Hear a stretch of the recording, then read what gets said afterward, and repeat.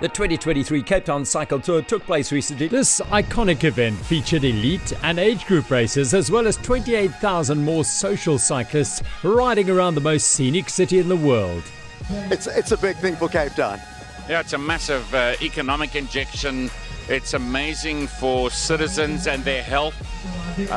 So yeah, and for me as well. I'm a diabetic and I manage it because I ride a bicycle. What better way to solve a traffic problem than getting more and more people on bicycles? I mean, if they can commute to work in Europe on bicycles, why on earth can't we do it here? We need more people on bikes. And not only just for sport and for exercise and for health reasons, but also for commuting reasons. And it's so good to see so many more people getting on bikes. And hopefully the traffic frustrations, as our population grows and our economy grows, that also is a mechanism saying, let's get on a bicycle. For the first time in the 45th edition of the Cape Town Cycle Tour, the under-17 boys had their own start group. Setting off from Fishhook, they contested a 79-kilometre route. The young men were eager to race and filled with enthusiasm for attacking riding, making the most of the open roads out ahead of them. The elite women also started in Fishhook for the 6th time. They had their own race, across an albeit shorter distance, but entirely without the interference of age group men. Along with the perennial favourites Kim Lecourt and Cherise Willate, the field featured South African superstar Ashley Moolman-Pasio. The elite men raced the full and the classic 109-kilometre course, starting alongside the Castle of Good Hope and completing a circumnavigation of the Cape Peninsula. Well, this is my very first time. You know, when I was a kid, I used to, in high school, I used to volunteer for first aid at this very race and saw all the bumps and scrapes and cuts and bruises, and now I am somehow, it's Alan Windy's fault, by the way. He's dragooned me into riding today, so let's see how it goes. I'm going to just take it very slowly, maybe have 1 or 2 coffee stops along the way, and just enjoy this magnificent city, and I hope that everyone does, every racer does that. Vuyo Mavuyo was the first rider to jump, leaving the Cape Town city centre in the dark. It would prove to be a day for the break.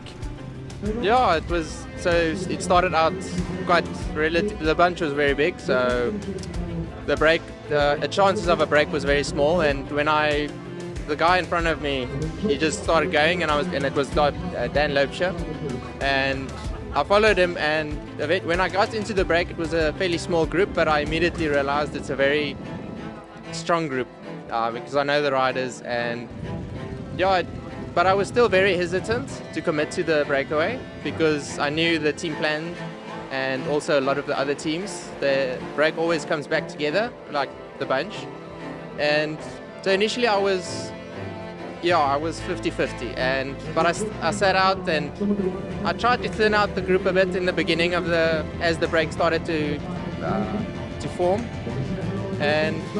But yeah, I felt good throughout the day. Yeah, in my own position, I'm quite chuffed with myself. The under-17 boys race was less about breaks and more about the strongest whittling down the field. A handful of riders were clearly in a class apart, but even among the elite selection, nobody could challenge Nikki van der Merwe. In the women's race, a headwind had prevented any early attacks. Despite attempts by riders from the Reach for Rainbows and Customised Cycling Pertec teams, no breakaway could establish itself.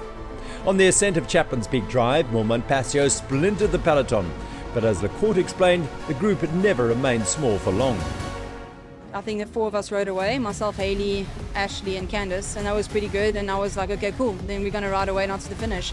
But again, some girl wouldn't work, and it was a bit of a cat and mouse type of thing, looking at each other, and then the whole bunch, well, sprinters came back, and I was like, oh, this is trouble now, because obviously I don't have the big kick like I used to have. So I was looking at Candice, looking at Hayley, and we were like, oh, okay, well, this is a bit of a, let's see what happens in the sprint. And yeah, luckily Candice did a massive fly from the back, and that helped, closed it quickly, and then yeah, just opened up the sprint, and I was surprised that I could keep it up to the line.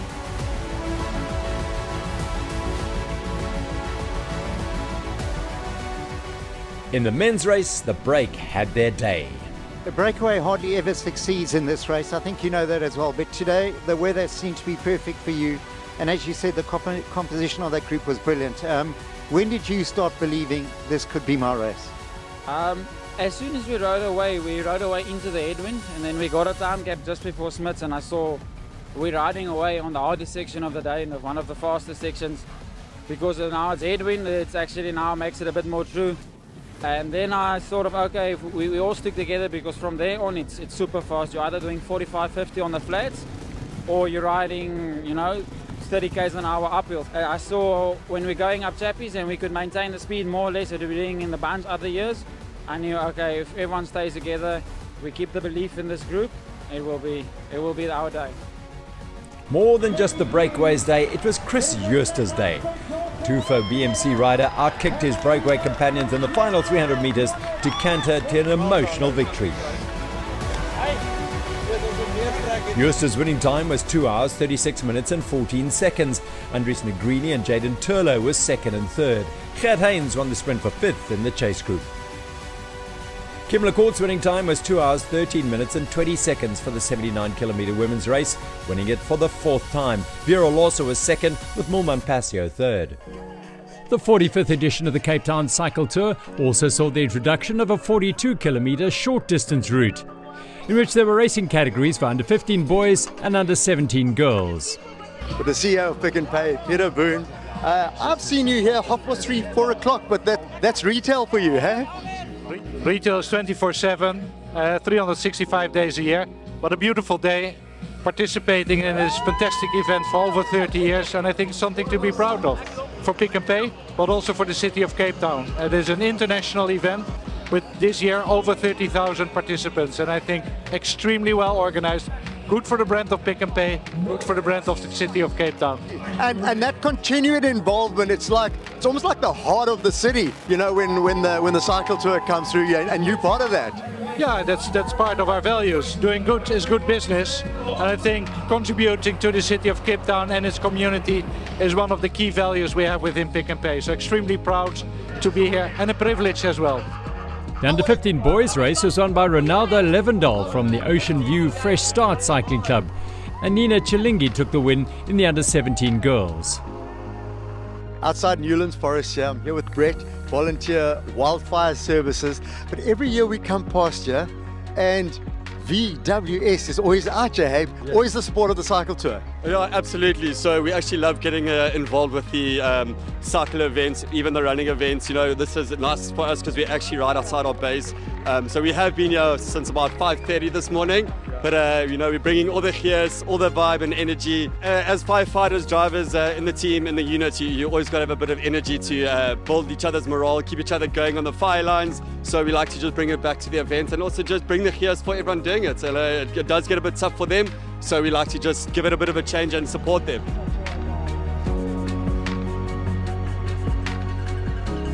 Yeah, stopped off in Cork Bay, the trawler, the fishing boats are out there. The music's pumping. It's just such a lekker vibe coming through Cork Bay. Such a lekker vibe that the cyclists have stopped for a little coffee here with Etienne. Hey, is this like part of the plan, part of the strategy? Definitely part of the plan. We've got to stop for a couple of coffees, and it's great to be here. And I was here with my son. We've been doing the ride. We haven't ridden for a while, but it's been great to go. You can stop here for a cup of coffee.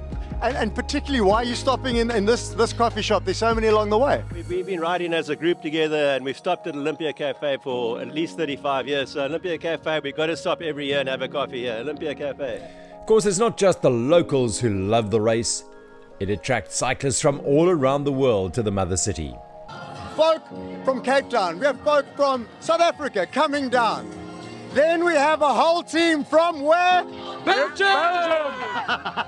All the way from Belgium. Is it your entire team from Belgium that came over for the race? We did come over for the race, yes. For some of us the fourth time, and for others the first time. Yeah. So you're trying to build up a bigger and bigger crew? We are building a community, yes, to coming each year.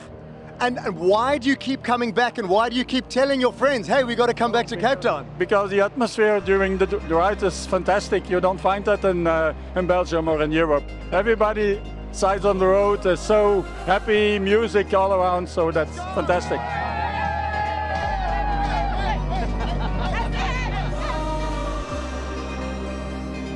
For many, the highlight of the route is Chappies. The views are incredible. The climb is tough, but not too challenging. On the other side, the excitement of Hout Bay awaits and the best water point on the course. So yeah, it's been a long journey for us since we started with the event. We with brand Powerade leading obviously the hydration part. So yeah, we bring all the hydration for the actual route, all the trucks, logistics, ice, manpower, and then making sure that there's a lot of refreshments from a Coca-Cola, Powerade and water point of view to make sure that all the riders have got that extra oomph to go from point to point and to get to the end point and make sure that they keep well hydrated. We cater to make sure that there's between 8 and 12 liters of product per person for the entire route. Well, in total there's about 250,000 liters of product between water, Coca-Cola and Powerade, and Coca-Cola no sugar, and also Coca-Cola no sugar, no caffeine. So we also cater for the guys that's diabetic, and making sure that we cater for every single person, doesn't matter where you come from, but making sure that we can hydrate you with some product.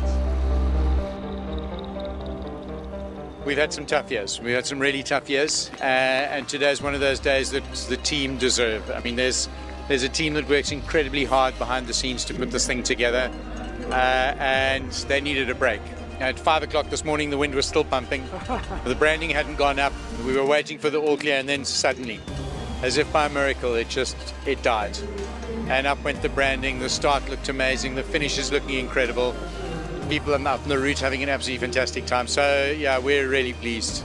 An iconic finish, an iconic city on an iconic day. You know, the dedicated women's race that started at Fish Hoek now with the under-17 boys, that's just another fantastic initiative. So I think the thing for us is we need to get young people riding bikes again, and this is a wonderful opportunity. It gives them a chance to get involved in the event. For a lot of people, 109 km is just a little too far, and the incentive to even get on a bike is not really there. 42 km, if you're sitting anywhere along the route today watching this, a 42k option is something that you can do. It really is. It's not difficult. So it's getting those folk on bike. Young kids, women, people who were fit and are unfit want to get back into it. There's the opportunity. The opportunity to be healthier, to experience a beautiful city by bike, and to spend time with friends and family.